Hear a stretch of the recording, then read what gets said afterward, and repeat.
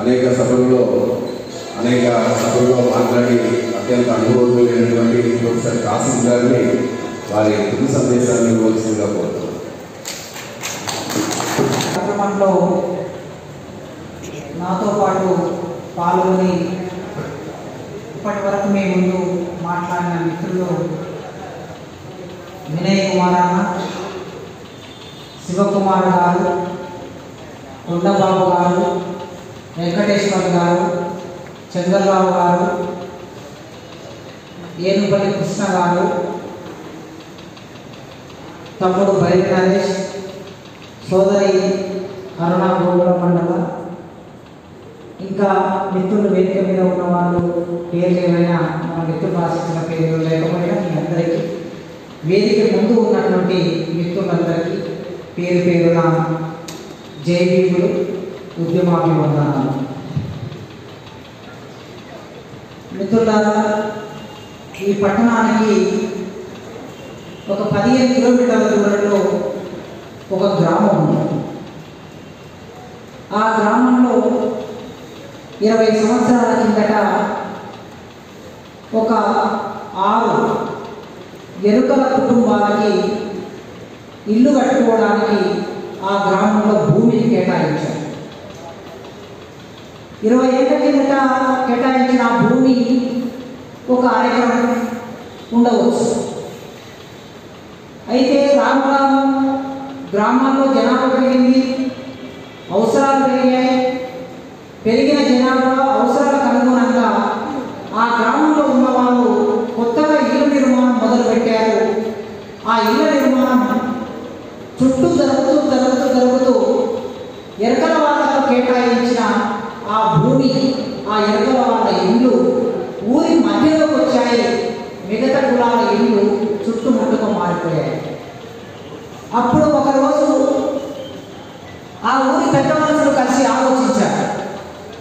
ఏం ఆలోచించారంటే, ఈ ఎరుకల వాళ్ళు, వెనుకబడిన వాళ్ళు, తక్కువ తెగకు చెందిన వాళ్ళు, పైగా వీళ్ళు అపరిశుభ్రంగా ఉంటారు, పందులని మేపుకొని ఉంటారు, పందులని కాస్తూ వాటి రోజు ఇంటి ముందర కట్టేసుకుంటారు. వాటి వలన అపరిశుభ్రం జరుగుతూ ఉన్నది. ఇక్కడ ఉండే పరిసరాలు దెబ్బతింటున్నాయి, మనందరికీ ఇబ్బందులు వస్తున్నాయి. కనుక వీళ్ళని ఈ ఊరి నుంచి వెళ్ళగొట్టాలని ఒక ఆలోచన చేశారు.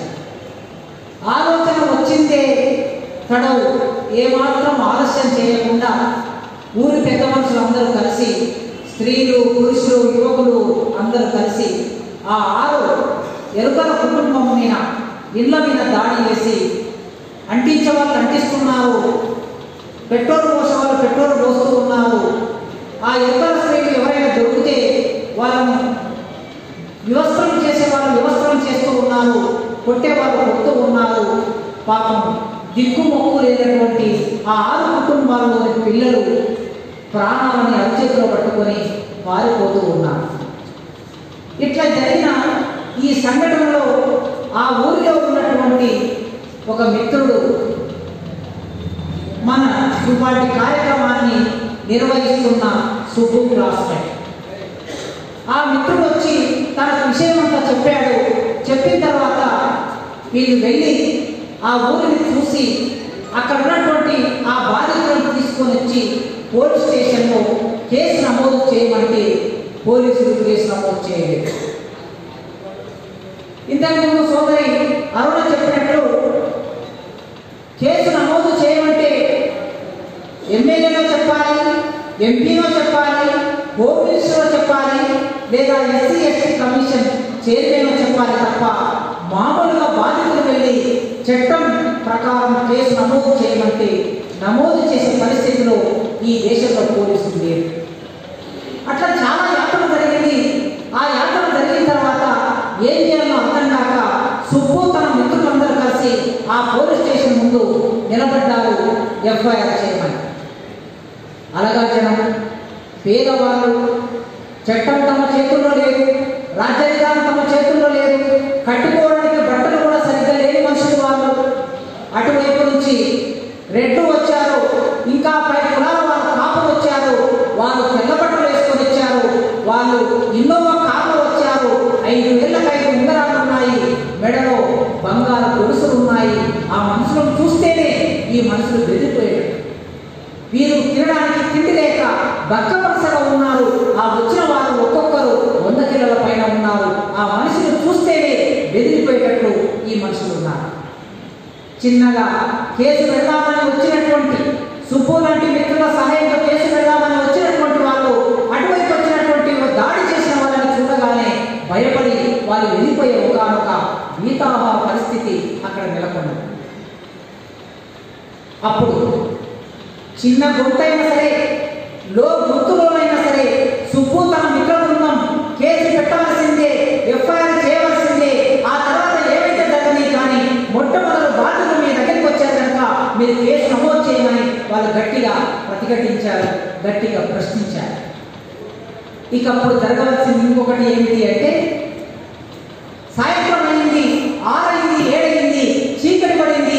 ఈ చీకటిలో కరెంటు కూడా లేకుండా చేస్తే ఈ బాధితులు పారిపోతారని చెప్పేసి ఆ ఊరిలో ఉన్న పెద్ద మనుషులు ఏఈకి చెప్పారు, లైన్ చెప్పారు, కరెంటు తీయించారు.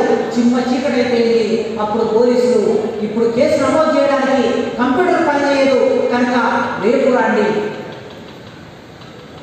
బాధితులు తమ బాధని, తమ గోడుని వెలబోసుకోవాలంటే ఎన్ని ఆటంకాలు, ఎన్ని సమస్యలు ముందుకొచ్చి మన ముందు నిలబడతాయో ఒకసారి చూడండి. అయినా ఒక యువకుడు తలుచుకుంటే, ఒక మనిషి తలుచుకుంటే, నిబద్ధత ఉంటే, దేనికైనా సిద్ధము అని అనుకుంటే అప్పుడు సుబ్బు లాంటి ఆ యువకుడు నిలబడి సరే అయితే కానివ్వండి, కరెంట్ తీసేశారు కదా, ఇప్పుడు మేము జనరేటర్ తీసుకొస్తాం ఇక్కడికి అని చెప్పేసి జనరేటర్ తీసుకొచ్చి కనెక్షన్ ఇచ్చి కరెంటు తీసుకొచ్చి ఇప్పుడు కేసు నమోదు చేయండి అంటే అనివార్యమైన పరిస్థితిలో కేసు నమోదు చేయవలసిన స్థితి ఒకటి ఏర్పడింది. ఆ ఊరి పేరు మాచవరానికి దగ్గరగా ఉన్నటువంటి పులగుట్ట అనే గ్రామం. 2 సంవత్సరాల కిందట జరిగినటువంటి సంఘటన. న్యాయం ఏం జరిగిందనే తర్వాత మాట్లాడడం కానీ ఎఫ్ఐఆర్ అనేది ఒక ప్రాసెస్, మినిమం ప్రాసెస్ జరగడానికి కావలసిన ఒక గొంతును, ఒక జ్ఞానాన్ని, ఒక చైతన్యాన్ని, ఒక హక్కును ఎవరు కల్పించారంటే భారత రాజ్యాంగం మాత్రమే మనకి ఇచ్చినటువంటి హక్కు అది. ఈ దేశంలో ఏ వ్యక్తులు, ఏ చట్టం, డాక్టర్ అంబేద్కర్ చెప్పారు, చాలా మంది మార్పులు వచ్చారు, చాలా మంది మార్పులు వెళ్ళిపోయారు. కానీ ఈ దేశంలో ఒంటరాని కులాల జీవితాల్లో వచ్చినటువంటి మార్పు ఏమీ లేదు అని చెప్పాడు. కనుక ఎంతమంది వచ్చినా, ఎంతమంది పోయినా, ఎన్ని పార్టీలు వచ్చినా, ముఖ్యమంత్రులు, ప్రధానమంత్రులు ఎందరూ మారినా ఈ దేశంలో మనకున్న ఏకైక రక్షణ ఏమిటి అంటే భారత రాజ్యాంగం అనేది మనకున్న ఏకైక రక్షణ తప్ప ఇంకొక రక్షణ మనకు లేదు. అందుకే మిత్రులారా, రాజ్యాంగాన్ని మనం ఎందుకు రక్షించుకోవాలంటే 6 కుటుంబాల ఎరుకల వాళ్ళకి ఆధారం కనుక, వారి జీవితానికి అదొక వెలుగు కనుక, వారు పోరాటం చేయడానికి అది ఒక ఆయుధం కనుక ఆ రాజ్యాంగాన్ని మనం రక్షించుకోవాలా. ఇది 6 కుటుంబాల ఎరుకల జీవితానికి సంబంధించిన విషయం మాత్రమే కాదు, భారతదేశంలో ఉన్న 22 కోట్ల మంది దళితులకు సంబంధించిన సమస్య, భారతదేశంలో ఉన్న 12 కోట్ల మందికి సంబంధించిన ఆదివాసీ గిరిజనులకు సంబంధించిన సమస్య, ఈ దేశంలో ఉన్న 53% బహుజన కులాలకి, బీసీ కులాలకు సంబంధించిన సమస్య. కనుక భారత రాజ్యాంగం అమలు కాకపోతే, భారత రాజ్యాంగం లేకపోతే మనం నిలబడే పరిస్థితి ఉండదు. ఇవాళ నేను ఇక్కడ నిలబడి మాట్లాడుతున్నానంటే డాక్టర్ బిఆర్ అంబేద్కర్ రాసిన భారత రాజ్యాంగం వల్ల నన్ను ఒక ప్రభుత్వం అరెస్ట్ చేసి జైల్లో పెట్టి నా మీద దేశద్రోహం కేసు పెట్టి బయటికి రాకుండా, ఎన్ని రోజులైనా సరే బయటికి రాకుండా ఉంచవచ్చు అనే ఆలోచనతో జైల్లో పెట్టిన అంబేద్కర్ రాసిన రాజ్యాంగం వలన, ఆనాడు ఎంతో మంది చేసిన కృషి వలన నేను చట్టం ప్రకారం, చట్టం ముందు అందరూ సమానమే కనుక ఒక మనిషి కంఠాన్ని, ఒక మనిషి ఆలోచనని, ఒక మనిషి అక్షరాన్ని 90 రోజుల కన్నా ఎంత పెద్ద నేరం చేసినా సరే 90 రోజుల కన్నా ఎక్కువ రోజులు ఆ మనిషిని జైల్లో నిర్బంధించడానికి వీలు లేదని చెప్పి రాజ్యాంగం చెప్పింది కనుక ఆ రాజ్యాంగం ప్రకారం 6 నెలల తర్వాతనైనా నేను బెయిల్ తీసుకొని బయటకు వచ్చి ఇవాళ 2 తెలుగు రాష్ట్రాల్లో తిరిగి మాట్లాడగలుగుతున్నానంటే భారత రాజ్యాంగం ఇచ్చినటువంటి హక్కు మాత్రమే. అందుకే నేనైనా మీరైనా ఆదివాసులైనా బీసీలైనా రాజ్యాంగాన్ని ఎందుకు రక్షించుకోవాలి? ఆ రాజ్యాంగాన్ని రక్షించుకోవడానికి ఒక సమరమే ఎందుకు చేయాలి? సమరానికి కావలసిన ఒక యుద్ధ సన్నాహం, ఒక వేది, ఒక దండోర, ఒక గొంతు వినిపించడం, ఒక శబ్దం వినిపించడం అనేది ఎందుకు చేయాలంటే అది లేకపోతే మనల్ని చంపేస్తారు, అది లేకపోతే మనల్ని జైల్లో నెట్టేస్తారు, అది లేకపోతే ఊచకొతకు వస్తారు, అది లేకపోతే మనకు చదువు లేదు, ఉద్యోగం లేదు, రాజ్యాధికారంలో వాటా ఉండదు. కనుక రాజ్యాంగాన్ని మనం కాపాడుకోవాలి. ఈ రాజ్యాంగాన్ని కాపాడుకోవాలంటే కాపాడుకోవడానికి కావాల్సిన చైతన్యం మనకు రావాలి. ఉపన్యాసాలు ఎన్నైనా ఇవ్వచ్చు, ఉపన్యాసాలు ఎన్నైనా విని ఉండవచ్చు, కానీ ఉపన్యాసాలు వినటం కాదు, ఆ విన్న ఉపన్యాసాన్ని, చదివిన విషయాన్ని, చూసిన విషయాన్ని జీర్ణం చేసుకోవడం అనే ఒక ప్రాసెస్ జరగకపోతే ఇట్లాంటి ఉపన్యాసాలు ఎన్నో జరుగుతూ ఉంటాయి, ఇట్లాంటి సభలు ఎన్నో జరుగుతూ ఉంటాయి. కనుక మనం సీరియస్గా ఆలోచించవలసిన అవసరం ఏర్పడింది. ఇంతకుముందు మాట్లాడిన మిత్రులు చెప్పారు, ఈ నేల మీద డాక్టర్ అంబేద్కర్ అడయాడినటువంటి నేల ఇది. ఒకప్పుడు 1946 సెప్టెంబర్ 29 తారీఖున అంబేద్కర్ ఈ నేల మీదకి వచ్చారు. ఏనుగు మీద ఎక్కించి ఇక్కడ ఉన్న పురవీరులన్నింటిలో అంబేద్కర్ తిప్పారు, కలగన్నాడు ఆయన. ఈ నేలే కాదు, ఈ మొత్తం భారతదేశం మార్పులని కలగన్నాడు. కానీ ఆ మార్పు జరగకపోగా, తాను ఆశించిన కళ నెరవేరకపోగా భారతదేశంలో ఉన్న తన జాతి ప్రజలు, తన వర్గ ప్రజలు, తన కుల ప్రజలు రోజు రోజుకి అత్యంత ప్రమాదంలోకి నెట్టబడుతున్నారు. ఆ నెట్టబడుతున్న స్థితి నుంచి బయటపడాలంటే వెళ్తున్నారా? ఇక్కడ 100 మంది ఉండవచ్చు, మీరేం నిరాశ చెందకండి. పక్కన చర్చిలో ఇంకెంతమంది అయినా ఉండవచ్చు, 1000 మంది ఉండవచ్చు. ఇంకొకటి పూర్తిగా పార్టీ రాజకీయ సమావేశం పెడితే అక్కడ 1,00,000 మంది రావచ్చు. మనం 100 మంది అయినా సరే ప్రారంభం అనేది చిన్నగానే ఉంటుంది. అయితే అందులో ఎంత చిత్తశుద్ధి ఉంటుంది అనేది ముఖ్యం. 2, 3, 4, 10 మందే కాదు, ఒక్కరితో మొదలైనా సరే. ఇవాళ సుప్పు ఇక్కడ ఉన్నాడు, ఆయన వెంట వేదిక మీద ఒక 20 మంది ఉన్నారు, వేదిక ముందు ఇంకొక 100 మంది ఉన్నారు. ఇదేం తక్కువ జనాభా కాదు. ఇక్కడ వచ్చిన వాళ్ళు తక్కువేం అనుకోకండి. కనుక మనలో రావాల్సింది ఏమిటి అంటే చిత్తశుద్ధి రావాలి. దానికి మనం ఎంపిక చేసుకున్న ఒక లక్ష్యం, ఆ లక్ష్యాన్ని చేరుకోవడానికి కావలసిన నిబద్ధత, ఈ 2 మనం ఏర్పాటు చేసుకుంటే ఇవాళ రాకపోతే రేపు, రాకపోతే 5 ఏళ్ళు, 10 ఏళ్ళు, 20 ఏళ్ళు, ఎప్పుడో ఒకసారి మన లక్ష్యాన్ని మనం చేరుకుంటామన్న నమ్మకంతో మీరు ప్రయాణం చేయగలుగుతారు. నమ్మకం ఉండాలి, మన మీద మనకు నమ్మకం ఉండాలి, మన ప్రజల మీద మనకు నమ్మకం ఉండాలి. మన ప్రజలని రకరకాల పథకాలతో, రకరకాల పేర్లతో, రకరకాల ఆశలతో వాళ్ళని విడగొట్టడానికి ప్రయత్నం చేస్తారు చాలామంది. ఇప్పటి వరకు ఈ 50 ఏళ్ళలో, 20 ఏళ్ళలో, 30 ఏళ్ళలో మన ప్రజల మధ్యలో విభజన రేఖలు చాలా గీశారు, గోడలు చాలా కట్టారు, ఇంకా గోడలు కట్టడానికి ప్రయత్నం చేస్తూ ఉన్నారు. ఆ ప్రమాదాన్ని మనం గుర్తించి మనం ఒకటిగా మారినప్పుడు, మనలో చైతన్యం వచ్చినప్పుడు, మనలో నిబద్ధత ఏర్పడినప్పుడు ఈ పాలక వర్గాలు మనం ఏమి చేయమనే ఒక నమ్మకాన్ని మొట్టమొదటి మనం ఏర్పాటు చేసుకుంటాం. నిరాశ మనకొద్దు. పొద్దున సుక్కున్న దగ్గరకు వచ్చినప్పుడు ఒక అరగంట పైగా మాట్లాడుతూ చాలా నిరాశను వ్యక్తం చేశాడు. నేను అనుకున్నా ఆ పిల్లవాడిలో నిరాశ వచ్చిందంటే జరగబోయే సభ 100 మంది కన్నా ఎక్కువగా ఉండదు అని అనుకున్నా. సరిగ్గానే జరిగింది. ఒక్కసారి నిరాశ మనల్ని వెంటాడిందంటే ఇక మనల్ని ఎవరు నిలబెట్టరు. నిరాశ వచ్చే పరిస్థితి సమాజం కల్పించకూడదు. మనకు అరుదుగా నాయకులు వస్తారు. అరుదుగా వచ్చిన నాయకుల్ని నిలబెట్టుకోవాల్సిన బాధ్యత మన మీద ఉందని. ఆ నిలబెట్టుకున్నప్పుడే తర్వాత మనం ఒక తరం నుంచి కొన్ని తరాల పాటు నాయకత్వం, మనలో నాయకత్వం ఎదగడానికి ఎంత శ్రమ పడవలసి వస్తుంది. ఒక బొజ్జ తారకంగాన్ని ఈ నేల మీద నడయాలి. ఒక బొజ్జ తారకంగా ఒక 50-60 సంవత్సరాలు తన జీవితాన్ని ఈ దేశంలో ఉన్న దళితుల విముక్తి కోసం, ఈ దేశంలో ఉన్న పేదల విముక్తి కోసం వెచ్చించారు. అట్లాంటి బొజ్జ తారకంగా తయారు కావడానికి ఎంత సమయం పట్టాలి?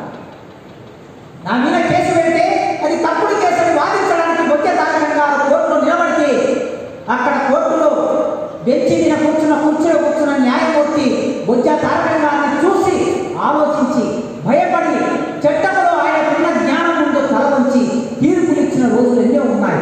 మరి అట్లాంటి రాయలు మనకు తయారు కావాలంటే ఎంత సమయం పడుతుంది? కనుక నాయకులు తయారు చేసుకోవటమే మనకు కష్టం. తయారైన వాళ్ళని నిలబెట్టుకోవడం అన్నది మరింత కష్టం. వాళ్ళని జీవితాంతం అదే కమిట్మెంట్ మీద ఉంచడం ఇంత కష్టం. కనుక సమాజంలో అనేక రకాల ఒడిదుడుకులు ఉంటాయి. ప్రాణం పోయినా సరే నమ్మిన ఆశయం కోసం సిద్ధపడండి, నమ్మిన ఆశయం కోసం నిలబడండి, నిరాశని దరి చేరనివ్వకండి. 10 మంది మీ వెంట ఉన్నా సరే చిట్ట చివరికి ఒక్కడు మీ వెంట లేకపోయినా సరే. డాక్టర్ అంబేద్కర్ భారత రాజ్యాంగం రాస్తున్న క్రమంలో అంతకన్నా ముందు జరిగిన చాలా చర్చల్లో అంబేద్కర్కు వ్యతిరేకంగా 1932లో గాంధీ ఈ దేశంలో దళితుల కోసం, బహుజనుల కోసం ఆనాటి బ్రిటిష్ ప్రభుత్వం ఇచ్చినటువంటి అవకాశాన్ని తుంగలో తొక్కడం కోసం, అడ్డుకోవడం కోసం ప్రత్యేక నియోజకవర్గాలనే డిమాండ్ను అంబేద్కర్ ఆనాటి బ్రిటిష్ ప్రభుత్వం ముందు పెట్టినప్పుడు ఆ ప్రభుత్వం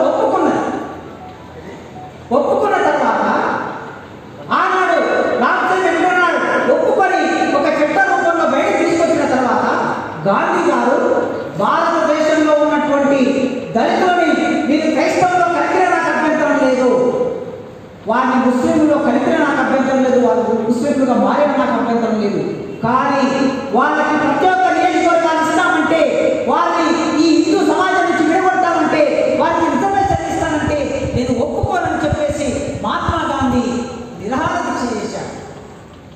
ఆ సమయంలో దేశమంతా అంబేద్కర్ని ఆడిపోస్తున్నారు, అంబేద్కర్ని దేశద్రోహి అన్నది, అంబేద్కర్ని బ్రిటిష్ వాళ్ళ ఏజెంట్ అన్నది. అంబేద్కర్ పాఠం చెప్పడానికి లా కాలేజీలో పాఠం చెప్పడానికి ఒక ప్రొఫెసర్గా క్లాస్ రూమ్లోకి పోతే ఆ క్లాస్లో ఉన్నటువంటి విద్యార్థులు క్లాస్ను బైకాట్ చేసి నీవు బ్రిటిష్ వాళ్ళ ఏజెంటువు, నీ పాఠం మేము వినమని చెప్పేసి క్లాస్ నుంచి బయటకు వెళ్ళిపోయారు. వాల్ పోస్టర్లు వేశారు, గోడ మీద రాతలు రాశారు. అంబేద్కర్ బ్రిటిష్ వాళ్ళతో నిరాకరణపోయి గాంధీని చంపడానికి కుట్ర చేస్తున్నాడని చెప్పారు. ఆనాడు దేశంలో ఉన్న మీడియా మొత్తం పెట్టుబడికి కట్టుకథకు పుట్టిన పత్రికలన్నీ అంబేద్కర్కు వ్యతిరేకంగా ప్రచారం మొదలుపెట్టాయి. ఒకవేళ అంబేద్కర్కు నిరాశ వచ్చి ఉంటే, ఒకవేళ ఎత్తు చూపెట్టి ఉంటే, ఒకవేళ బాధపడి ఉంటే, ఇవాళ ఎక్కడన్నా నల్లమల్లడలో ఒక మాధ్యమంలో పుట్టి 100 years కంప్లీట్ చేస్తున్న ఉస్మానియా యూనివర్సిటీలో తెలుగు డిపార్ట్మెంట్ ఒక ప్రొఫెసర్ కాసిం నిలబడేవాడా? ఆలోచించండి ఒక్కసారి. సోదరి ఎవరైనా అద్భుతమైన కవిత్వం రాస్తారు, మీకు తెలుసో తెలియదో ఫేస్బుక్లో మాత్రం ఆ ఉపన్యాసాలు విని ఉంటారు. ఆమె కవిత్వం కూడా చదవండి. ఒక కవిగా, ఒక రచయితగా, ఒక పాఠకుడిగా ఆమె కవిత్వానికి నేను అభిమాని. చాలా గొప్ప కవిత్వం రాస్తారు. మామూలుగా తిట్టడం కాదు, చాలా మంది ఈ మధ్యకాలంలో రచయితలు కవిత్వాలు చాలా రాశారు. సెల్ ఫోన్లు మన చేతుల్లోకి వచ్చాయి, మన పిల్లల చేతుల్లోకి వచ్చాయి. సెల్ ఫోన్లు మన పిల్లల చేతుల్లోకి వచ్చిన తర్వాత మన పిల్లలకి తెలిసో తెలియకో ఆ సెల్ ఫోన్లలో చూడకూడని చిత్రాలు చూస్తూ ఉన్నారు. ఆ చూడకూడని చిత్రాలు చూస్తున్న ఆ నాయకమైన ఆ బిడ్డలను ఉద్దేశించి ఒక తల్లిగా, ఒక చెల్లిగా, ఒక బిడ్డగా, ఒక భార్యగా ఆ పిల్లల్ని అడ్రస్ చేస్తూ ఒక అద్భుతమైన కవిత్వం 5-6 సంవత్సరాల కిందట రాసింది నాకు బాగా గుర్తు. వెంటాడి కవిత్వం రాసినటువంటి ఒక రచయిత, సెంట్రల్ యూనివర్సిటీలో ఆంగ్లం చదువుతున్న ఒక రచయిత ఇవాళ మన ముందు ఎన్ని సవాళ్ళు ఎదురైనా ఫేస్బుక్లో మాట్లాడగలుగుతుందంటే ఈ ధైర్యం, ఈ శక్తి ఎవరిచ్చారు? డాక్టర్ అంబేద్కర్ ఇచ్చాడు. ఆనాడు ఆయన ఇంత బాధపడి ఎన్ని సమస్యలైనా మదన్ మోహన్ మాలవ్య ఒక బహిరంగ సభను ఏర్పాటు చేసి ఆ బహిరంగ సభకి అంబేద్కర్ను ఆహ్వానించాడు. ఒకవైపు గాంధీ నిరాకరించలో ఉన్నాడు, చనిపోవడానికి ఆయన దగ్గరగా చేరాడు. అంబేద్కర్ గారు మీరెందుకు ఇంత పట్టు విడుపులు లేకుండా ఇంత పట్టుదలతో ఉన్నారు? మహాత్మా గాంధీ జీవితమా, ఆయన ప్రాణాలా, లేదా మీ ప్రజల హక్కులా, ఏమిటిది అన్నప్పుడు ఒక సభ పెడితే ఈ సభకు వచ్చి మాట్లాడాలంటే ఆ సభకు వెళ్ళాడు అంబేద్కర్. ఆ సభకు వెళ్ళి ఆయన ఉపన్యాసం మొదలు పెడుతూ చెప్పాడు, వేదిక ముందు ఉన్న వాళ్ళు మీ వాళ్ళే, మీ కులాల వాళ్ళే. వేదిక మీద కూర్చున్న వాళ్ళు కూడా మీ వాళ్ళే, మీ కులాల వాళ్ళే. ఈ సభ మీదే, కానీ ఇక్కడికి నేను ఒక్కనే వచ్చాను, ఒంటరిగా వచ్చాను. ఒంటరిగా వచ్చినా ఒక్కనైనా నా ప్రజల ప్రయోజనాలని పనంగా పెట్టుకోవడం కోసం మీ దగ్గరికి రాలే. గాంధీ ప్రాణాలు ముఖ్యమా, నా ప్రజల ప్రయోజనాలు ముఖ్యమా అంటే నా ప్రజల ప్రయోజనాలే గాంధీ ప్రాణాల కంటే ఎక్కువగా ప్రకటించాడు ధైర్యంగా సభలో. నా తల తీసి ఈ గుమ్మానికి నేను వేడాలు తీయవచ్చు, అయినా నా ప్రజల కోసమే నేను మరణించడానికి సిద్ధంగా ఉన్నానన్నాను. ఒక్కడే దేశమంతా ఒకవైపు ఉన్నాని అంబేద్కర్ ఒక్కడి నిలబడి పోరాటం చేశాడు. గాంధీకి వ్యతిరేకంగా పోరాటం చేయడం అంటే ఎంత సాహసోపేత నిర్ణయం అని ఒకసారి ఆలోచించాడు. అందుకే నిరాశని దరి చేరనివ్వకండి. ఒక్కరైనా సరే నీవు నమ్మినది నిజమనుకుంటే, నీవు నమ్మినది సత్యానికి నిలబడితే, నీవు నమ్మినది ఆచరించగలిగితే, నీవు నమ్మిన దాని కోసం నువ్వు ఏం చేయడానికి సిద్ధపడితే ఆ ఒక్కడితో మొదలైంది 100 అవుతుంది, 1000 అవుతుంది, 1,00,000 అవుతుంది, కోట్లు అవుతుంది. ఆ ప్రయత్నాన్ని మొదలుపెట్టండి. రాజ్యాంగ రక్షణ అనేది ఇవాళ చాలా అనివార్యమైన అంశంగా మనం ముందుకు వచ్చింది కనుక ఇది మాట్లాడాలి. మనం గ్రామాలకు వెళ్ళి మాట్లాడాలి, ప్రజల దగ్గరికి వెళ్ళి మాట్లాడాలి. గ్రామాల నుంచి వచ్చేటటువంటి యూత్ ఇక్కడికి రాకపోవచ్చు. మనం గ్రామాలను సెంటర్ చేసుకుందాం. పట్టణాల్లో కాదు, ప్రతి గ్రామాలకు వెళ్దాం. 1990 కాలంలో మేము విద్యార్థులు ఉన్న రోజుల్లో, కాలేజీలో ఉన్న రోజుల్లో, ఆనాడు ఉద్యమాలు జరుగుతున్నప్పుడు, మండల కమిషన్ వచ్చినప్పుడు, మండల కమిషన్ సందర్భంలో రిజర్వేషన్ ఉద్యమాలు జరుగుతున్నప్పుడు గ్రామాలకు వెళితే చదువుకున్న వాళ్ళు 1-2 ఉండేవాళ్ళు. మన కులాల నుంచి, దళిత కులాల నుంచి, బహుజన కులాల నుంచి 1-2 ఊళ్ళలో కనిపించేవారు. మా ఊరికి ఆనాడు వస్తే, మండల కమిషన్ సందర్భంలో రిజర్వేషన్ కోసం ప్రచారం చేసుకుంటూ వస్తే నేను ఒక్కడున్నా. మొత్తం 200 మాదిగ కుటుంబాలు ఉంటే 200 మాదిగ కుటుంబాల్లో చదువుకున్నటువంటి వాళ్ళని ఇద్దరే ఉన్నాం. ఆ ఇద్దట్లో వాళ్ళు మీటింగ్ వెళితే ఆ మీటింగ్ వెళ్ళి ఆ మీటింగ్ విని సమాజం గురించి తెలుసుకొని ఆలోచించి సమాజంలో పోరాటంలో భాగం కావాలనే ఆలోచనతో ఇవాళ మీ ముందుకు రాగలిగారు. అంటే ఆనాడు ఒక్కరి, ఆనాడు ఇద్దరు. అదే గ్రామంలో ఇవాళ నా ఊరికి పోతే 100 మంది పిల్లలు ఉన్నారు, చదువుకున్న పిల్లలు మన యూత్. ఒక నా గ్రామమే కాదు, మీరు ఏ గ్రామంలోకి వెళ్ళినా మన పిల్లలు చదువుకున్న వాళ్ళు మినిమం 50 మంది ఉంటున్నారు, 100 పైన ఉంటున్నారు. ఇవాళ మనం ఎవరిని టార్గెట్ చేయాలంటే, ఎవరిని లక్ష్యంగా పెట్టుకోవాలంటే మన యూతులు లక్ష్యంగా పెట్టుకోవాలి. మన యూతులు లక్ష్యంగా పెట్టుకోకపోతే మనం సమాజాన్ని మార్చలేదు. చదువుకున్న వాళ్ళు, వాళ్ళందరూ చదువుకున్న వాళ్ళు, జ్ఞానం ఉన్నవాళ్ళు, ఎంతో కొంత అంబేద్కర్ గురించి ఆలోచిస్తున్న వాళ్ళు. మన చేతుల్లో ఒక 80 కోట్ల సెల్ ఫోన్లు, స్మార్ట్ ఫోన్లు ఉన్నాయంటే ఈ 80 కోట్లలో 70 కోట్లు మామూలుగా ఎస్సీ ఎస్టీ బీసీల 70 కోట్లు కదా. ఈ 70 కోట్లు ఎస్సీ ఎస్టీ బీసీల చేతుల్లో సెల్ ఫోన్లు ఉంటే ఈ సెల్ ఫోన్లలో పంపించవలసిన సమాచారం ఏముండాలి? రాజ్యాంగ రక్షణకు సంబంధించి, అంబేద్కర్కి సంబంధించి, భారతదేశంలో సంరక్షణకు సంబంధించి వీటిని ఆధారం చేసుకొని మన మాటలు, మన రాతలు, మన వీడియోలు వీటి మీద నడవాలి. ఇవి మన విద్యార్థుల దగ్గరికి, మన యువకుల దగ్గరికి వెళ్ళాలి. వెళ్ళినప్పుడే వాళ్ళని మనం చైతన్యం చేయగలం. గ్రామాల్లో కమిటీలు పెట్టండి, కమిటీలు పెట్టి చిన్న తరగతులు పెట్టి వాళ్ళని చైతన్యం చేసి తీసుకొస్తే నాకు నమ్మకం ఉన్నది. ఈ దేశ యువతల మీద, ఎస్సీ ఎస్టీ బీసీ యువతల మీద నాకు నమ్మకం ఉన్నది. ఖచ్చితంగా ఆనాటి తరానికి ఈనాటి తరానికి తేడా ఉన్నది కనుక ఈనాటి తరం ఆలోచిస్తారు. అయితే చేయవలసిందల్లా మనం పట్టణాలను వదిలేసి, మనం పెద్ద పెద్ద ఉపన్యాసాలను వదిలేసి మన గ్రామాల్లోకి మనం వెళ్ళడం అనేది మొదలుపెట్టాలి. నేను ఆ కార్యక్రమం తీసుకుని ఇవాళ సుబ్బు నిలిచా, నేను సుబ్బుని అడిగా, మీటింగ్ ఏమైనా వాయిదా వేసే అవకాశం ఉన్నదా, లేదా నేను రాకపోయి నడుస్తుందా అని అడిగా. పట్టణాలకు వెళ్ళడానికి నేను వెనుక ముందు వాడతాను. నెలలో ఒక 7-8 రోజులు నేను గ్రామాల్లోనే ఉంటాను. గ్రామాల్లో జరిగే సభలకి ఎక్కువ వెళ్తాను కనుక మీరు కూడా వేదిక మీద ఉన్న మిత్రులు కానీ, వేదిక ముందు ఉన్న పెద్దలు కానీ మీరు ఆలోచించండి. గ్రామాలకు వెళ్ళి ఆర్గనైజ్ చేయకుండా ఈ పట్టణంలో ఉన్న ఎలైట్ సెక్షన్తో మీరు ఎంత మాట్లాడినా మార్పు కొంతే వస్తుంది తప్ప ఎక్కువ మార్పును మనం ఆశించలేదు.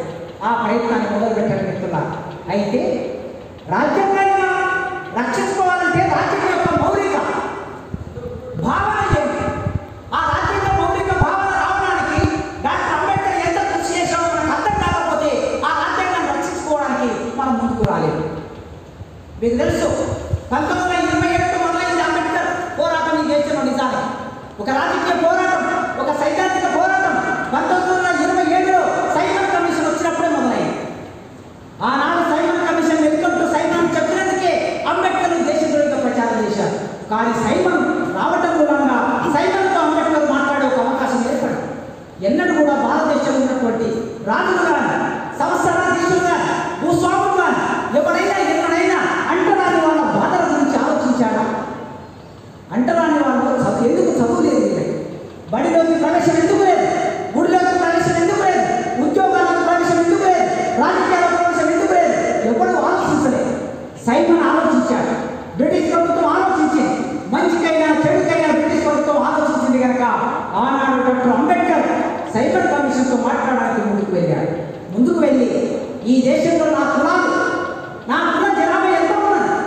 1870ల కాలంలోనే ఈ దేశంలో జనాభా లెక్కలు ప్రారంభమయ్యాయి, కులగణన ప్రారంభమైంది.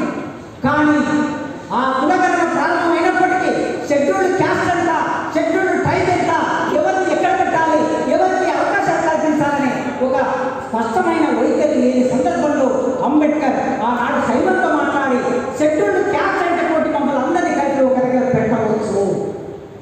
ఈ వాదన ఇక్కడ మొదలైంది. రాజ్యాంగ మౌలిక భావన మనకు అర్థం కావాలంటే 1924 వెళ్ళాలి, 1927కి వెళ్ళాలి. ఆ 27లో సైమన్తో వాదన చేశాడు. సైమన్ చాలా ప్రశ్నలు వేశాడు అంబేద్కర్. ఏ ప్రశ్నలు వేశాడంటే, మిస్టర్ అంబేద్కర్, షెడ్యూల్డ్ క్యాస్ట్ అంటే ఒకటి అని అంటున్నావు కదా, మరి ఒకటి అన్నప్పుడు మీ మధ్యన కూడా అంటచబిలిటీ ఉంది అని నేను విన్నాను, ఇది నిజమేనా అని సైమన్ అంబేద్కర్ అడిగితే అంబేద్కర్ చెప్పాడు, నిజమే. మా మధ్యలో కూడా మొత్తం సమాజం అంతా మమ్మల్ని అంటరాని వాళ్ళని చేస్తే ఈ విచ్చలబెట్టిన కుల వ్యవస్థ మా మధ్యలో కూడా ఒక అంటరానితనాన్ని నిర్మాణం చేసింది. ఈ మన వ్యవస్థ, ఈ వేద ధర్మం మమ్మల్ని కూడా మా జీవితాల్లో కూడా కులాన్ని తీసుకొచ్చింది, అంటరానితనాన్ని తీసుకొచ్చింది. మా దాంట్లో అనేక అంతరాలు ఉన్నాయి. ఈ అంతరాలు ఉన్న మాట నిజమే, అంతరాలు ఉన్నది. కానీ మేమంతా ఒకే ఆహారం తింటాం, మేమంతా ఒకే బట్ట కడతాం, మేమంతా ఒకే జీవన విధానాన్ని కలిగి ఉంటాం, మేమందరం ఊరికి దూరంగా ఉంటాం.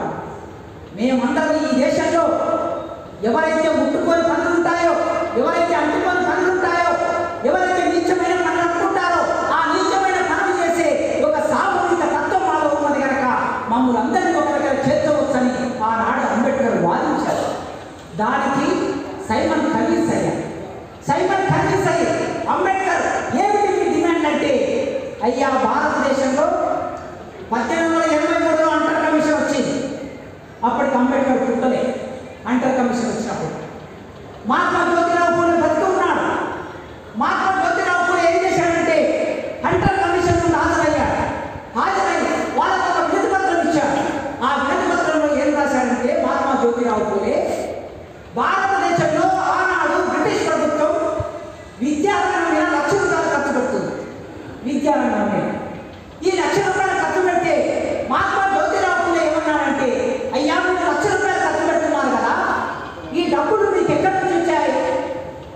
బ్రిటిష్ ప్రభుత్వ ఖజానాకి డబ్బులు ఎక్కడి నుంచి వచ్చాయి అంటే, ఎస్సీలు, ఎస్టీలు, బీసీలు పన్నులు కట్టడం ద్వారా, పన్నులు వేయడం ద్వారా, ఉత్పత్తి సృష్టించడం ద్వారా, వాళ్ళ శ్రమపరంగా వాళ్ళ కన్నీళ్లు, వాళ్ళ చెమట, వాళ్ళ రక్తం పిండుకొని ఆ డబ్బులన్నీ మీ ప్రభుత్వం దగ్గరికి వస్తే అవి ఖజానాలో పడితే ఆ ఖజానా నుంచి మీరు విద్యారంగం మీద ₹1,00,000 ఖర్చు పెడుతున్నారు. మరి మీరు పెట్టిన పాఠశాలలో, మీరు పెట్టిన కళాశాలలో, మీరు పెట్టిన విశ్వవిద్యాలయంలో ఎస్సీలు కానీ, ఎస్టీలు కానీ, బీసీలు కానీ ఎవరైనా చదువుకుంటున్నారా? ఎప్పుడైనా ఆలోచించారా? ఏ ప్రజల డబ్బుతోనైతే విద్యా వ్యవస్థ నడుస్తున్నదో ఆ ప్రజలు ఒక్కరు కూడా లేనప్పుడు ఈ దేశంలో మీరు పరిపాలించి లాభం ఏమిటి అని అంటర్ కమిషన్కి ఆనాడు మహాత్మా జ్యోతిరావు పూలే వినతి పత్రం ఇచ్చాడు. హంటర్ ఆ విషయాన్ని తన రిపోర్ట్లో జోడించాడు. కానీ తర్వాత వచ్చిన చాలా పరిణామాల్లో భాగంగా దాని మీద ఒక స్పష్టమైన వైఖరిని బ్రిటిష్ ప్రభుత్వం తీసుకోలేదు. మళ్ళీ 1927 అంటే దాదాపుగా 35 సంవత్సరాల తర్వాత అంబేద్కర్, మహాత్మా జ్యోతిరావు పూలే, అంబేద్కర్ వాళ్ళ తండ్రి మహాత్మా జ్యోతిరావు పూలే శిష్యుడుగా పనిచేశాడు, ఆయనకు ఫాలోవర్గా పనిచేశాడు. కనుక చిన్నప్పటి నుంచే అంబేద్కర్ మీద మహాత్మా జ్యోతిరావు పూలే ప్రభావం ఉన్నది. చిన్నప్పుడే అంబేద్కర్ మీద వాళ్ళ కుటుంబం అంతా కబీర్ని నమ్మేవాళ్ళు, కబీర్ బోధనలు వినేవాళ్ళు కనుక ఆ కుటుంబం మీద కబీర్ ప్రభావం ఉన్నది. అంబేద్కర్ 10th క్లాస్లో ఆ జిల్లా ఫస్ట్ వచ్చినందుకు కేఎస్ఆర్ టీచర్ అంబేద్కర్కి ఒక పుస్తకాన్ని తీసుకొచ్చి ఇచ్చాడు. కేఎస్ఆర్ అనే ఒక రచయిత ఒక పుస్తకాన్ని తీసుకొచ్చి అంబేద్కర్కి బహుమతికి ఇచ్చాడు. అది బుద్ధుని జీవిత చరిత్ర.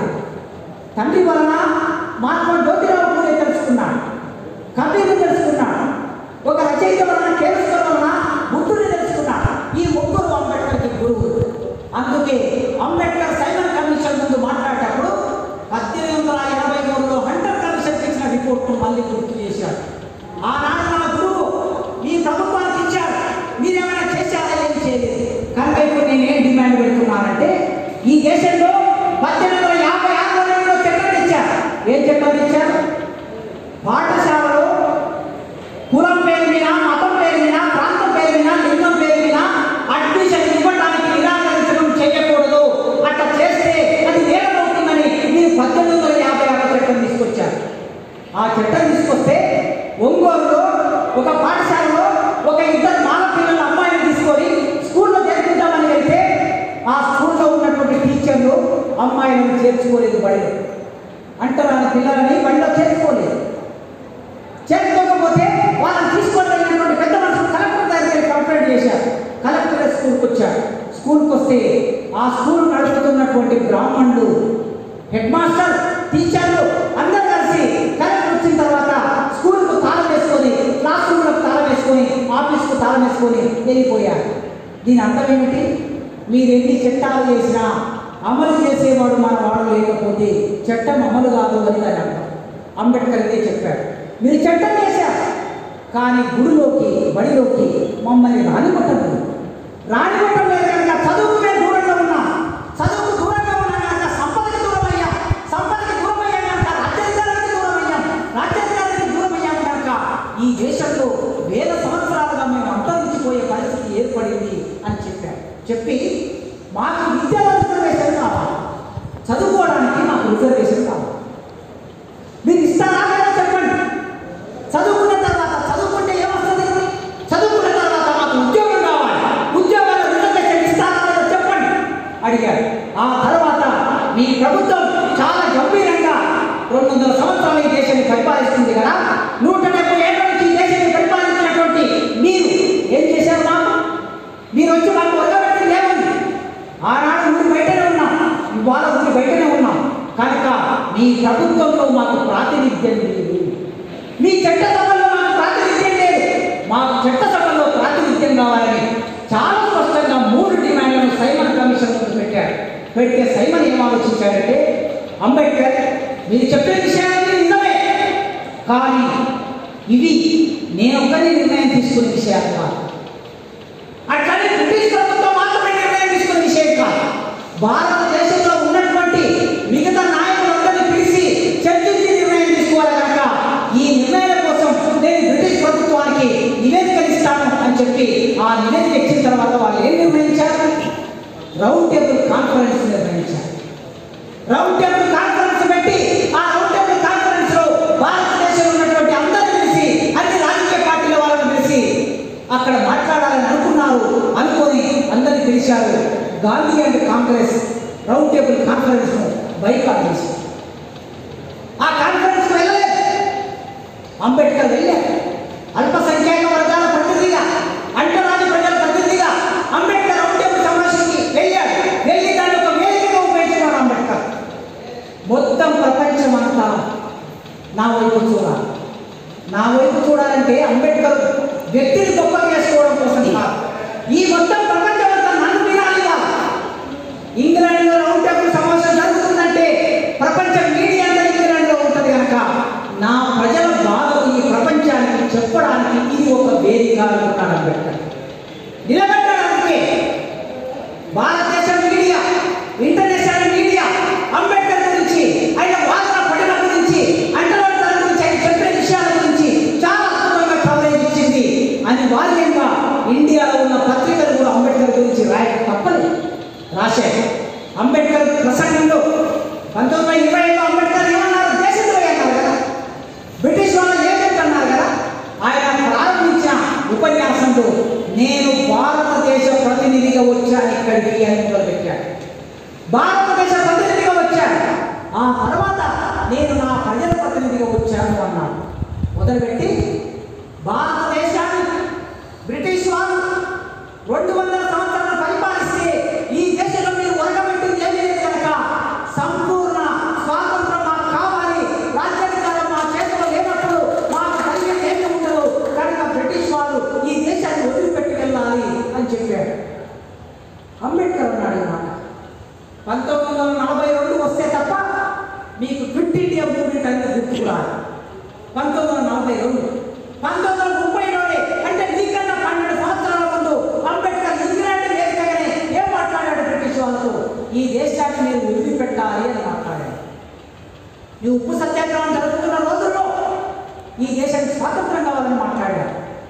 దేశభక్తుడు అవుతాడా, దేశద్రోహి అవుతాడా? ఈ దేశానికి నిజమైన వ్యక్తి అవుతాడా, లేకపోతే బ్రిటిష్ వాళ్ళ ఏజెంట్ అవుతాడా? మాట్లాడి అప్పుడు ఆయన మాటలన్నీ, ఆయన రచనలన్నీ, ఆయన వాదనంతా పత్రికలో వచ్చిన తర్వాత గాంధీ అండ్ కాంగ్రెస్ భారతదేశానికి ప్రతినిధి. గాంధీ కదా కావాల్సింది, వాళ్ళ లెక్కల ప్రకారం గాంధీ కదా, అంబేద్కర్ ప్రతినిధి అయ్యారు. అప్పుడు వాళ్ళు అనుకొని ఆలోచించుకొని ఆ తర్వాత గాంధీ, సరోజిని నాయుడు, మదన్ మోహన్ మాలవ్య వీళ్ళు ముగ్గురు రెండో రౌండ్ టేబుల్ సమావేశం హాజరయ్యారు. రెండో రౌండ్ టేబుల్ సమావేశం హాజరై గాంధీ ఏం మాట్లాడాడు, మొదటి సమావేశంలో అంబేద్కర్ ఏం మాట్లాడాడు, పూర్తిగా దానికి వ్యతిరేకంగా గాంధీ మాట్లాడాడు. అంబేద్కర్ మౌనంగా ఉన్నాడు. ఎందుకు మౌనంగా ఉన్నాడంటే గాంధీ నిజ స్వరూపం భారతదేశంలో ఉన్న వారికి, ముఖ్యంగా దళితులకి, అల్పసంఖ్యాక వర్గాలకి అర్థం కావాలి. ఏం మాట్లాడాడు, రిజర్వేషన్ వద్దన్నాడు, ప్రత్యేక నియోజకవర్గాలు వద్దన్నాడు, ఇది విభజన చేయడం అవుతుంది, హిందూ సమాజాన్ని రెండుగా చీల్చడం అవుతుంది, నేను ఒప్పుకోనని చెప్పాడు. చెబితే అప్పుడు అక్కడ ఉన్నటువంటి పెద్ద మనుషులు అందరూ, ముఖ్యంగా వెంకటనాయుడు ఏమన్నారంటే, మీరు చేసిన చర్చ, మీరు చెప్పిన విషయాలు మేము అన్ని విన్నాం, అయితే మీ మధ్యన ఏకాభిప్రాయం రాలేదు కనుక ప్రభుత్వంలో మేము ఒక నిర్ణయం తీసుకుంటాం, మేము ఏ నిర్ణయం తీసుకున్నా ఒప్పుకుంటామని చెప్పి మీరు ఒక పేపర్ మీద సంతకం పెట్టి ఎన్నుకోండి అని అంటే గాంధీ వేసి వైట్ పేపర్ మీద సంతకం పెట్టి బ్రిటిష్ వాళ్ళకి ఇచ్చి వచ్చారు. అంబేద్కర్, నేను వైట్ పేపర్ మీద సంతకం పెట్టడం కోసం ఇక్కడికి రాను, మీరు ఏ నిర్ణయం తీసుకుంటే ఆ నిర్ణయానికి కట్టుబడి ఉండడం కోసం నేను ఇక్కడికి రాలేదు, నా ప్రజల హక్కును నెరవేర్చుకోవడం కోసం ఇక్కడికి వచ్చాను కనుక నేను ఏమనుకుంటున్నాను, నేను ఏమడిగాను, నా ప్రజల హక్కు ఏమిటో మీకు రాసిస్తానని చెప్పేసి అంబేద్కర్ పేపర్ మీద రాసి ఒక మెమోరాండం తయారు చేసి దాంట్లో సంతకం పెట్టి వాళ్ళకి ఇచ్చి వచ్చారు. వచ్చిన తర్వాత 1932లో నిర్ణయం జరిగింది, ప్రత్యేక ఎలక్టోరల్ నిర్ణయం జరిగింది. ప్రత్యేక నియోజకవర్గాలు ఎవరి కోసం, దళితుల కోసం. ఇవాళ మనం మాట్లాడుతున్నాం కదా, ఇన్ని విషయాలు మాట్లాడుతున్నాం కదా, మనం మాట్లాడుతున్న విషయాలను ఒక్కసారి ఆలోచించుకుంటే మిత్రులారా, మన సోదరి సుచరిత ఇక్కడ హోమ్ మినిస్టర్, మన సోదరి ఎస్సీ నియోజకవర్గం తరఫున ఎన్నికైంది. అయితే మన సోదరి తన శక్తి సామర్థ్యాలతో ఎన్నిక కాలేదు. ఒక అగ్రకుల పార్టీ ఇచ్చిన టికెట్ మీద ఎన్నికైంది. ఒక అగ్రకుల పార్టీ ఏం మాట్లాడమంటే అదే మాట్లాడతారు, ఒక అగ్రకుల పార్టీ ఏం చేయమంటే అదే చేస్తుంది. అంబేద్కర్కి ఈ విషయం ఇవాళ మనం దీన్ని తెలుసుకుంటున్నాం కదా, మన అనుభవంలోకి వచ్చింది కదా. అంబేద్కర్ ఎంత ముందు చూపు కలిగిన మేధావి అంటే, ఎంత విజన్ కలిగిన మేధావి అంటే, ఈ విషయాన్ని ఆలోచన గ్రహించాడు. 1927 గ్రహించాడు. గ్రహించి ఏమన్నాడు ఆయన, మా దళితులు వెనుకబడి ఉన్నవాళ్ళు, చదువు లేని వాళ్ళు, అజ్ఞానంతో ఉన్నారు కనుక వీళ్ళకి చైతన్యం లేకపోవటం మూలంగా మీరు నిర్ణయించిన చట్టాల ప్రకారం వ్యవహరించడం అనేది మీకు తెలియదు. అందుకే మా ప్రతినిధులు ఎవరైతే ఉంటారో ఆ ప్రతినిధులని మా ఓట్లతోనే మేము ఎన్నుకుంటాం. ఒక దళిత ప్రతినిధిని దళితులు మాత్రమే ఓట్లేసి ఎన్నుకుంటాం. ఆ నియోజకవర్గం మాకు కావాలని అంబేద్కర్ అడిగారు.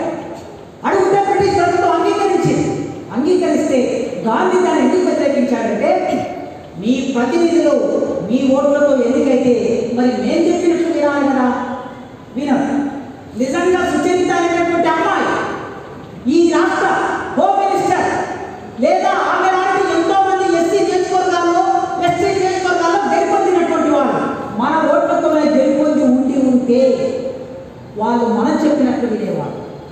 మన ఓట్లు మాత్రమే కాదు కదా, అగ్రకులాల ఓట్లు కూడా మనతో పాటు వేశారు.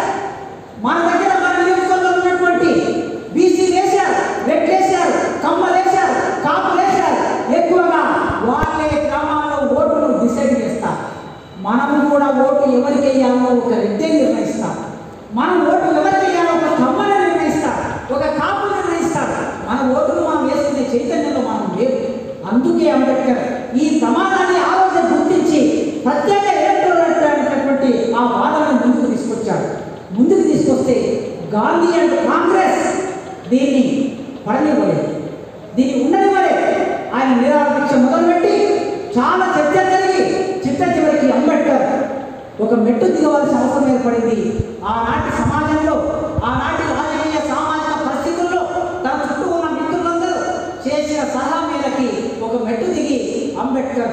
ఇవాళ అనుభవిస్తున్న ఈ ప్రత్యేక నియోజకవర్గాలు అనేవి ఆ విధంగా పూనా ఫ్యాక్ట్ ద్వారా వచ్చినటువంటి, పూనా ఒప్పందం ద్వారా వచ్చినటువంటి ఈ నియోజకవర్గాలు. నిజానికి పూనా ఒప్పందం అంటే మనం చేసిన పేరేం లేదు, మన గొంతుకు వచ్చాడు మిస్టర్ గాంధీ. తడిబట్ట మన గొంతు మీద వేసి రక్తం బయటికి రాకుండా గొంతు కోసి పడేసి ఇవాళ అదే ఉన్నది. అందుకే మన ప్రతినిధులు బానిసలుగా పనిచేస్తున్నారు. దళితుల మీద దాడులు జరిగినా, అవమానాలు జరిగినా, ఊచకొత్తలు జరిగినా, ఊరి బైకాటు చేసినా మాటలో మాట్లాడారు. కనీసం 20-30 ఏళ్ల కిందట కొద్ది మంది నాయకులైనా మన వాళ్ళని మన అన్యాయం జరిగితే బయటకు వచ్చి మాట్లాడేవారు. ఇవాళ ఇంత దివాలా కోరుతున్నాం. పొద్దున సోదరి ఎవరో చెప్తుంటే 2 తెలుగు రాష్ట్రాలు మొత్తం దేశవ్యాప్తంగా ఏ నాయకుడు కూడా మాట్లాడే పరిస్థితి లేదు, ధైర్యం చేసే పరిస్థితి లేదు. అంటే రాజ్యాంగానికి ఎంత ప్రమాదం దాపరించిందో చూడండి మిత్రులారా. రాజ్యాంగం ఇచ్చిన హక్కులను కూడా వాళ్ళు ఉపయోగించుకునే పరిస్థితిలో మన వాళ్ళు లేదు. ఆ లేదు పరిస్థితి వచ్చిందంటేనే రాజ్యాంగానికి ప్రమాదం ఏర్పడిందని అర్థం. అట్లా గాంధీతో అంత పోరాటం చేసి చిట్ట చివరికి ఒక చిన్న అంగీకారంతో ఆనాడు విద్యలో రిజర్వేషన్, ఉద్యోగాల్లో రిజర్వేషన్, రాజకీయాల్లో రిజర్వేషన్ అంబేద్కర్ సాధించి పెట్టాడు.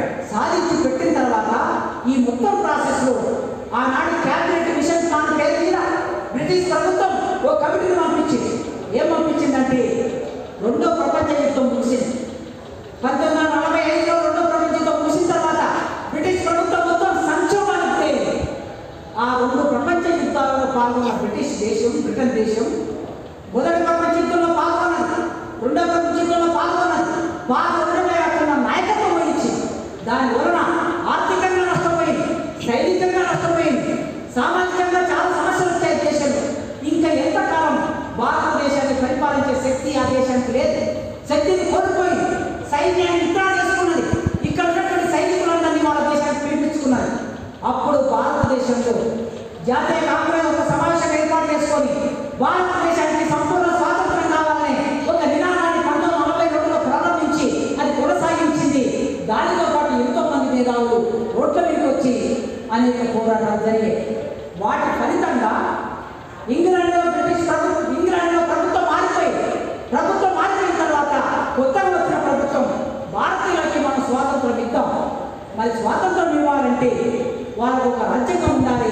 ఆ రాజ్యాంగం ఏర్పాటు చేసుకోవడం కోసం వెళ్ళి ఒక దర్యాప్తు, ఒక స్టడీ చేసిరండి కొందరు వ్యక్తులు పంపిస్తే ఇక్కడ మహమ్మద్ అలీ జిన్నా పాకిస్తాన్ ఏర్పాటుకు ప్రధాన కారణమైనటువంటి ముస్లింలకి హిందువులకి మధ్యన ఒక విభజన రేఖ వచ్చింది. అప్పటికి ఆయన ఏ ప్రతిపాదన పెట్టాడు? హిందువులకి ముస్లింలకి ఒకే రాజ్యాంగం అంటే నేను ఒప్పుకోను అన్నాడు జిన్నా. కాంగ్రెస్ అండ్ గాంధీ నెహ్రూ ఒకే రాజ్యాంగం కావాలని వీళ్ళు అడుగుతున్నారు. 2 రాజ్యాంగ పరిస్థితులు ఏర్పడాలని ఆయన అడుగుతున్నాడు. క్యాబినెట్ మిషన్ ప్లాన్ వచ్చినటువంటి సభ్యులందరూ వీళ్ళ మధ్యన సయోధ్య కుదించడానికి చాలా సమయం గడిచింది. ఆ సమయంలో అసలు రాజ్యాంగ పరిస్థితుల నిర్మాణం కావడానికి సభ్యులను ఎట్లా ఎన్నుకోవాలి అనే ఒక ప్రశ్న ముందుకు వస్తే చాలా మంది కొన్ని ప్రతిపాదనలు ముందుకు తీసుకొచ్చారు. ఎన్నికల ద్వారా సభ్యులను ఎన్నుకోవాలి అంటే ఉద్యోగులు వేసే ఓటు హక్కు ద్వారా సభ్యులు ఎన్నుకోవాలని ప్రతిపాదన ముందుకు వస్తే అప్పుడు బ్రిటిష్ వాళ్ళు ఏమన్నారంటే ఇది ఒక పెద్ద ప్రాసెస్, ఆ ప్రక్రియను మనం నడపలేం కనుక సంస్థానం తీసుకుని కొంతమందిని, రాజులు కొంతమందిని, తర్వాత అల్పసంఖ్యాక వర్గాల నుంచి కొంతమందిని, ఇట్లా భిన్నమైన వర్గాల నుంచి ప్రతినిధులను తీసుకొని రాజ్యాంగ పరిషత్తుకి 10 లక్షల మందికి ఒక సభ్యుని చొప్పున మనం ఎంపిక చేస్తే సులభం అవుతుందని చెప్పి వాళ్ళు ఒక సూచన చేశారు. చిట్ట చివరికి రాజ్యాంగ పరిషత్ ఏర్పడి దాంట్లోకి అంబేద్కర్ ఎట్లా వచ్చాడు ఏంటి ఆ విషయం అంతా అరుణ చెప్పారు. ఆ విషయం అంతా మీరు విన్నారు. వచ్చిన తర్వాత అంబేద్కర్ ఈ భారతదేశ రాజ్యాంగాన్ని రాయడానికి కావలసిన సైద్ధాంతిక నేపథ్యం ఎక్కడి నుంచి మొదలు పెట్టాలి? 1927 నుంచి మొదలు పెట్టాలి. ఆ 1927లో సైమన్ కమిషన్తో చేసిన పోరాటం నుంచి మొదలు పెట్టాలి. మళ్ళీ అదే పోరాటాన్ని రాజ్యాంగ పరిషత్లో మొదలు పెట్టాడు. అటువైపు సర్దార్ పటేల్, రాజేంద్ర ప్రసాద్, నెహ్రూ, సరోజినీ నాయుడు ఈ ఉత్తర్వులంతా అటువైపున్నారు. అంబేద్కర్ అల్పసంఖ్యాక వర్గాల తరఫున డ్రాఫ్టింగ్ కమిటీకి చైర్మన్గా చాలా విషయాలు తెలిసిన వాడిగా ఎన్నో విషయాలకి కొన్ని సందర్భాల్లో రాజీ పడుతూ వాళ్ళు అడిగినటువంటి విషయాలకి రాజీ పడుతూ తన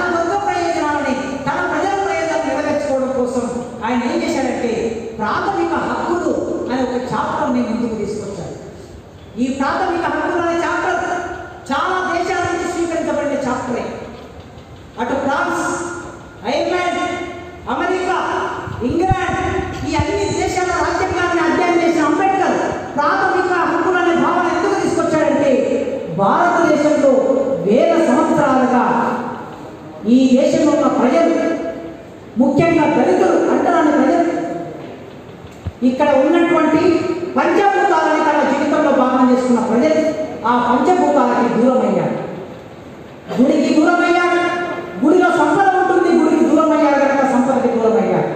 బడికి దూరమయ్యారు, బడిలో విజ్ఞానం ఉంటుంది కనుక విజ్ఞానానికి దూరమయ్యారు.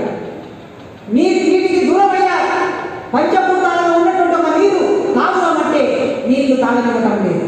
బహిరంగ ప్రదేశాల్లో నివసించడానికి అవకాశం లేకుండా పోయింది. అట్లే మలమూత్రాలు ఎత్తిపోసి వృత్తిని చేయవలసిన పరిస్థితి ఈ ప్రజలకు ఉన్నది. చచ్చిపోయిన పశువులు కయగలాలు తీసుకెళ్లే పరిస్థితి ప్రజలకు ఉన్నది. ఇవన్నీ పోవాలి. వెట్టి చాటి ఈ దేశంలో ప్రపంచంలో మనం ఎక్కడ లేనటువంటిది చూస్తాం. మిత్రులారా, కులాన్ని బట్టి ఈ దేశంలో దోపిడీ జరుగుతుంది. కమ్యూనిస్టులు చెప్తూ ఉంటారు, వర్గపోరాట సిద్ధాంతం చెప్తూ ఉంటారు. ఏం చెప్తారు? పేదలంతా ఒకవైపు, ధనికులంతా మరొక వైపు. నేను కూడా మార్క్సిజాన్ని విశ్వసిస్తాను, మార్క్సిజాన్ని నమ్ముతా. మార్క్సిజం ప్రపంచ ప్రజల విముక్తికి ఒక సిద్ధాంతంగా భావిస్తాను. కానీ భారతదేశానికి వచ్చినప్పుడు పేదలంతా ఒకటి కాదు, ధనికులంతా ఒకటి కాదు. భారతదేశంలో పేదల్లో కులం ఉన్నది, కార్మికుల్లో కులం ఉన్నది, దోపిడికి గురయ్యే వాళ్ళలో కులం ఉన్నది అని చెప్పిన వాడు డాక్టర్ బిఆర్ అంబేద్కర్. అందుకే మేము పొద్దున వస్తూ ఉంటే రైలు దిగాం, మెట్లెక్కాం. సరిగ్గా అక్కడనే నేను సోదరు ఎవరైనా కలుసుకున్నాం. 2 అడుగులు వేసామో లేదో ఒక ఆమె ముందుకు వచ్చి, ఆమె మంచి బట్టలు కట్టుకుని ఉన్నది, తెల్లగా ఉన్నది. ఆమె డబ్బులు అడుగుతూ ఉన్నది. అడుగుతూ నేను గమనించాలి. నేను ఆమె అడుక్కోవడానికి వచ్చింది అనుకోలేదు.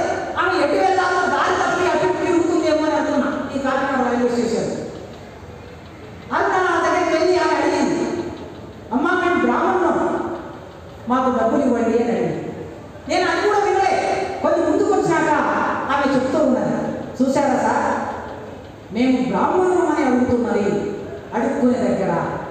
అంటే అర్థం, మేము బ్రాహ్మణులము, మా బ్రాహ్మణులకి మీరు డబ్బులు ఇస్తే మీకు మోక్షం లభిస్తుంది అని దాని అందరం. ఈ దేశంలో నేను మానవాళ్ళని ఎవరైనా అనుకుంటాడా? నేను మానవాళ్ళని, నేను వేగవాళ్ళని ఎవరైనా అనుకుంటాడా? అనుకునే పరిస్థితి ఉన్నదా? లేదు కదా. కనుక అంబేద్కర్ ఈ విషయాన్ని గుర్తించాడు. ఏ మార్క్సిస్టు ఈ దేశంలో గుర్తించని ఒక సూక్ష్మమైన విషయాన్ని అంబేద్కర్ గుర్తించి, కులానికి పేదవాళ్ళైనా, కూటికి పేదవాళ్ళైనా ఈ దేశంలో కులానికి పేదలు కానటువంటి ఒక వర్ణం ఉన్నది అని చెప్పాడు.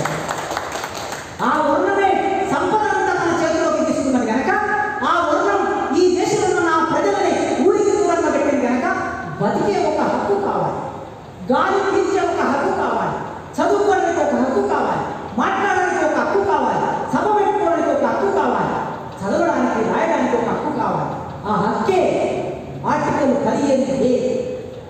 ఆర్టికల్ 15A అంబేద్కర్ చాలా పోరాటం చేసి పెట్టినటువంటి హక్కు. ఆ హక్కు విషయంలో మీరు రాజ్యాంగ డిబేట్లోకి వెళ్ళి చూస్తే ఎంత డిబేట్ నడిచిందంటే, ఎవరికి పడితే వాళ్ళకి హక్కులు ఇస్తే, ఎవరు పడితే ఎవరికి ఇష్టం వచ్చింది వాళ్ళు మాట్లాడితే, ఈ దేశంలో భద్రత ఎట్లా ఉంటుంది, ఈ దేశాన్ని ఎట్లా కాపాడుతామని సర్దార్ పటేల్ వాదించారు. చాలా మంది హింసీ వాదించారు, అయ్యంగారు వాదించారు. అందరూ సోకాల్డ్ బ్రాహ్మణ్స్ హక్కు గురించి అంబేద్కర్ మాట పెట్టినప్పుడు, రాజ్యాంగ మౌలిక మనం ఎందుకు రాజ్యాంగాన్ని కాపాడుకోవాలా? ఇదో ఇవ్వాలి. నా మీద 5 కేసులు పెట్టారు. 5 కేసులు అంటే మామూలు కేసులు కాదు, దేశద్రోహం కేసు. 5 చోట్ల పోలీస్ స్టేషన్లో పెట్టారు.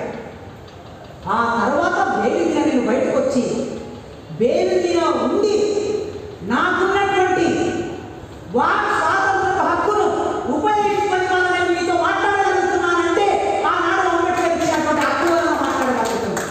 ఆ రాజ్యాంగమే లేకపోతే, ఆ హక్కే లేకపోతే జైలు నుంచి బయటకు వచ్చినటువంటి నేను ఇంట్లో తిని పడుకోవాలి, అంతే. క్లాసులో వెళ్ళి పాఠాలు చెప్పాలి, ఇంటికి రావాలి, నా పిల్లలతో కలిసి ఉండాలి, అంతే. అంత మాత్రమే చేయాలి. పైగా నా బెయిల్లో ఉన్న కండిషన్ ఏంటంటే, రాజకీయాలు మాట్లాడవద్దు. నా బెయిల్ కండిషన్ రాజకీయాలు మాట్లాడవద్దు, ప్రభుత్వాన్ని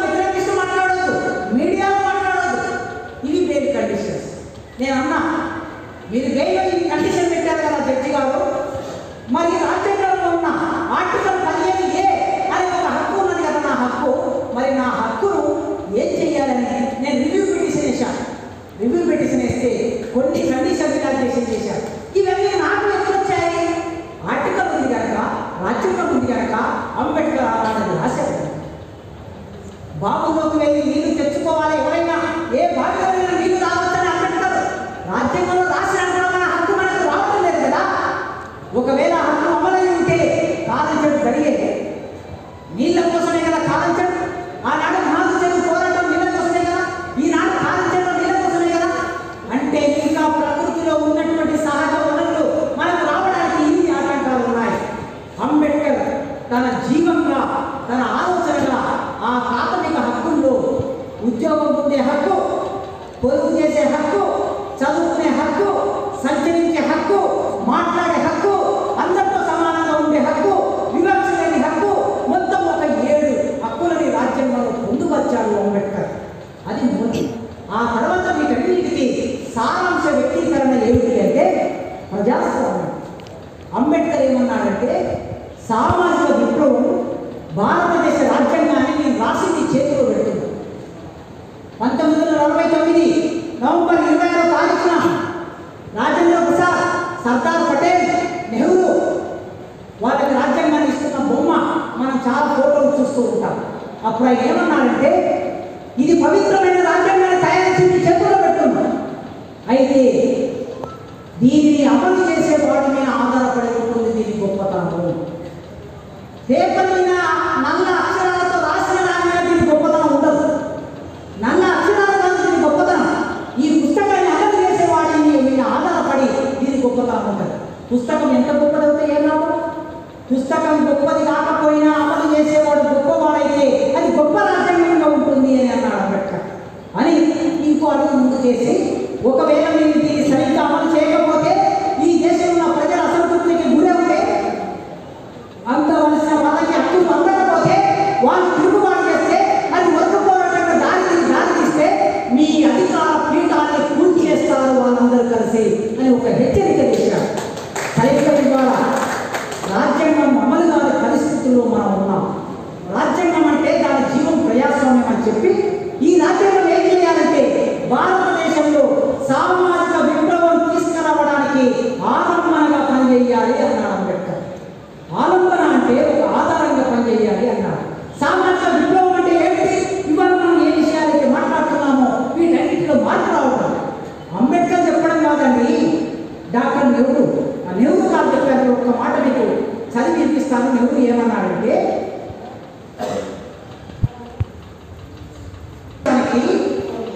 సేవ చేయడం అంటే కోట్లాది బాధితులకు సేవ చేయడమే. ఇది నెహ్రూ చెప్పిన మాట రాజ్యాంగ పరిస్థితుల్లో. భారతదేశానికి సేవ చేయటం అంటే కోట్లాది బాధితులకు సేవ చేయటమే. దాని అర్థం దారిద్ర్యాన్ని, అజ్ఞానాన్ని, అనారోగ్యాన్ని, అవకాశాలలో అసమానతని నిర్మూలించడం. ప్రతి కంటిలోని ప్రతి కన్నీటి బొట్టును తుడవాలనే ఈ తరం మహాత్ముడి ప్రగాఢ కోరిక. అది మన చేతిలో లేకపోవచ్చు, కానీ కన్నీళ్ళు కష్టాలు ఉన్నంత వరకు మన పని పూర్తి కాలేదని రాజ్యాంగ పరిషత్ సభ్యులు దీన్ని గుర్తించాలి అని ఈ దేశానికి ప్రధానమంత్రిగా పనిచేసిన నెహ్రూ చెప్పిన మాట. మరి అంబేద్కర్ రాసిన రాజ్యాంగం, అందరూ కలిసి ముందుకు తీసుకొచ్చిన సంవిధానం ఈ రోజు అమలు కాలేదనే విషయం, సంపూర్ణంగా అమలు కాలేదనే విషయం మనందరికీ అర్థమవుతున్నప్పుడు రకరకాల పేర్ల మీద ఆ రాజ్యాంగాన్ని పక్కన పట్టించడానికి ఈ దేశంలో కుట్ర జరుగుతూ ఉన్నది. ఆ కుట్రని మనం ఎదుర్కోవాలి. ఏమేమి కుట్రలు జరుగుతున్నాయి? భారతదేశంలో ఈ రాజ్యాంగం ఎవరు రాశాడు అంటే గాంధీ రాశాడు అని ఒక ప్రచారం జరుగుతుంది. ఒక 2 సంవత్సరాల కిందట నా కొడుకు 4వ తరగతి చదివేటప్పుడు క్లాస్ రూమ్లో వాళ్ళ madam, social study madam, November 26వ తారీఖు నాడు ఇండియన్ కాన్స్టిట్యూషన్ డే జరపాలని అనుకుని ఆ స్కూల్లో ఒక నిర్ణయం తీసుకుంటే వాళ్ళ టీచర్ రాజ్యాంగాన్ని గాంధీ రాశాడు అని చెప్పింది. చెబితే అప్పుడు మా పిల్లవాడు వింటూ ఉంటాడు, ఉపన్యాసాలు వింటూ ఉంటాడు, అంబేద్కర్ గురించి చెప్తూ ఉంటాడు కనుక విని, లేదు మేడం భారతదేశ రాజ్యాంగాన్ని అంబేద్కర్ రాశాడు మేడం అని వీడు అన్నాడు. అంటే అప్పుడు ఆమె వీడు పిల్లవాడు పిచ్చోడు, వీడికేం తెలియదు, వీడు అబద్ధం చెప్తున్నాడు, మీరు ఎవరు నమ్మకండి అన్నదట. చుట్టూ ఉన్న పిల్లలు కూడా వాళ్ళు అట్టే చూశారు. 4th క్లాస్ పిల్లవాడు ఎంత అవమానానికి గురై ఉంటారో చూడండి. ఇంటికి వచ్చి నన్ను అడిగాడు, నాన్న రాజ్యాంగాన్ని ఎవరు రాశారు నాన్న అని అడిగాడు.